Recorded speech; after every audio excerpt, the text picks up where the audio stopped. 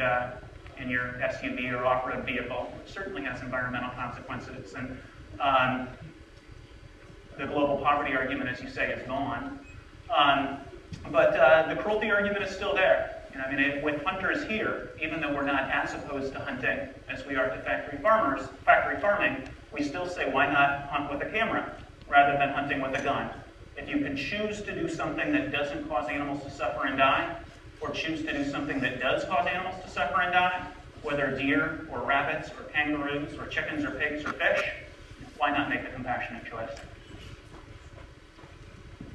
I'd like to add one extra thing to this particular debate. And with regards to hunting, hunting is often very culturally important to many indigenous groups. I come from Canada, and we have the seal hunt. And a lot of people deplore the seal hunt and a lot of the sort of impacts that it has on the environment and the seals, etc. But there is one important point that we have to include in this particular debate, is that the cultural rights of the indigenous communities to have that as part of their own existence, that it has historically been part of their identity, that they engage with the seal, or are a part of the ecology with the seal, or with whales, or with bears, right? And as much as we want to talk about they should probably not want to do that, perhaps, at the same time you are denying them cultural expression and denying them an aspect of their identity, that they can't do this particular activity. We limit them in the amount of whales they can take or the amount of seals they can take, but at the same time we want to find a balance between allowing them to actualize their cultural identity rights and sort of sustainability in this particular instance. And it is interesting to me how many people are outraged over the Canadian seal hunt or outraged over whaling, and you know, they sit down and dine on KFC or other factory farmed meat. And I think there's a real consistency issue there. It's easy to point your finger and go, you shouldn't do that. And I agree, and I guess I prefer that somebody, you know, was opposed to cruelty in some form. But if you're opposing cruelty while supporting cruelty that is so easy to oppose simply by changing your eating habits, I do think that's worth looking at.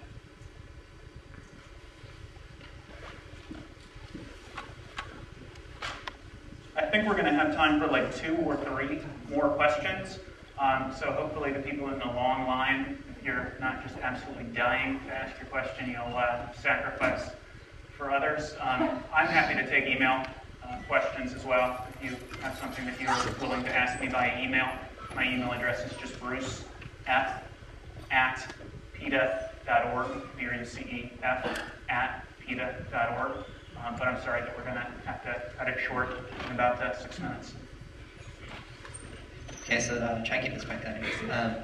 Wes, I wanted to expound a little bit on what Bobo had said and talk about the relevance of the social contract. It seems to me confusing that the reason why you discounted utilitarianism originally, particularly Singer too, is the way that he deals with the marginal cases, with people who cannot participate in the social contract, people that might be incapacitated, people who maybe are not old enough to participate in the social contract, and yet you still discount them in your proposed moral worldview. How is that any different, and how can you criticize Singer for that when you yourself with the social contract discount them as well? Well, what I criticize Singer for is that if we use a utilitarian framework, then we do run into some cases that are, and it's debatable how marginal they are, where our reason based on utility is telling us to do something which our own sort of sixth sense moral intuition tells us is problematic. The fact that utility might say that we should cut up Bruce and donate all his organs to all the individuals who need organs. The fact is you could get 6, 8, 20 people who now can live healthy lives when Bruce only loses one, right? That sort of tries at our own moral intuition. What I do disagree with, or sort of put forward in my understanding of social contract theory, is that there are still those people who are left out, right? But we can deal with them in a different way, which isn't morally inconsistent, having derivative rights, whereby we give protections to people who are outside the social contract and cannot in any meaningful way re-engage with us by fulfilling certain responsibilities or engaging in sort of the moral process. But at the same time, we still have a moral intuition whereby we don't think we should harm those individuals or cause suffering to them. And so that derives from sort of our own subjectively determined preferences, tastes, and values. And I think that's sort of those derivative rights is what's important for understanding sort of those marginal cases. I enjoy engaging in philosophical banter when I'm sitting around having a beer, but I don't think you necessarily need to have a philosophical paradigm in order to say that certain things are right and wrong, which I think you hammered home with your idea of whether I should give up my bodily organs for 20 other people. I think you don't need to say I'm a utilitarian or that violates social contract theory or whatever else. You can say that's wrong. I think on the question of ethics, you can do the same thing. And for the three reasons that I've laid out, I think you can say that eating meat is wrong because you don't waste, you don't cause poverty, and you don't cause cruelty to animals, even if you don't see it happening.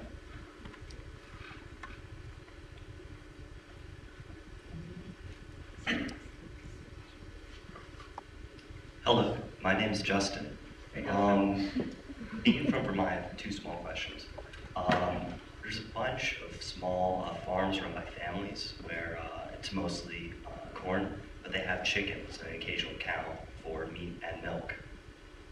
Is it morally unethical for them to slaughter their animals at the end of their life and eat them? And there's a brief unrelated question after this.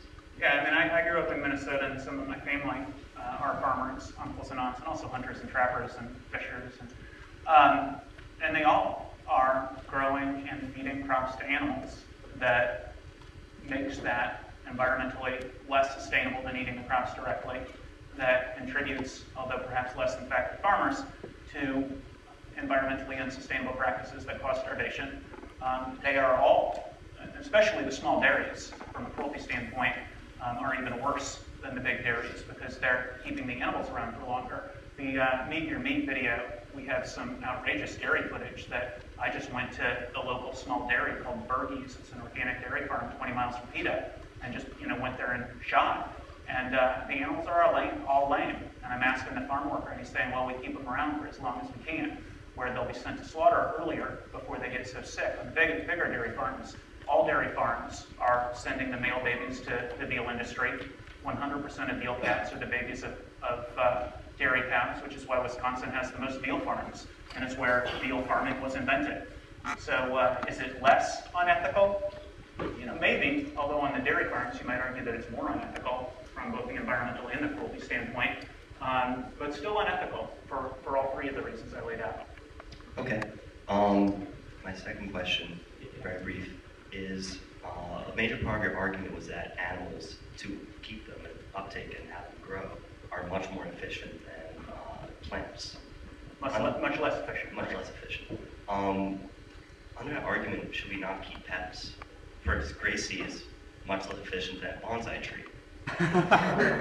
Yeah, that goes back to the whole question of trade-off, and I think you could make a case against keeping pets for the same reason you can make a case against driving, or you can make a case against flying, or whatever else. There are trade-offs. Gracie brings us a tremendous amount of pleasure. Most people who have companion animals believe that the trade-off in favor of the companion animal is greater than the trade-off against the companion animal.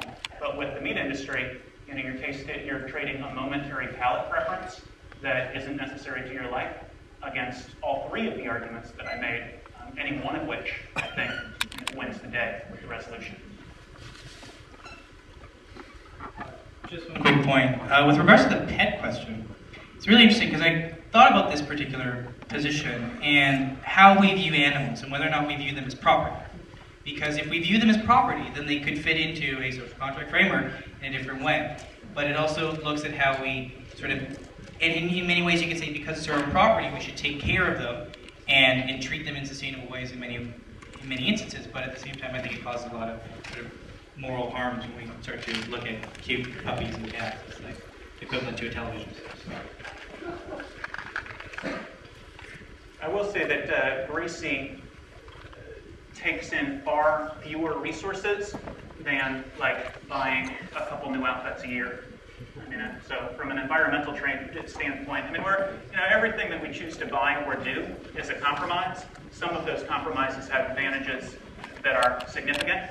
In my case, Gracie is the world's most perfect cat. I think the advantage is huge. But buying a new suit, I would suggest, costs more to the environment and is probably causes less positive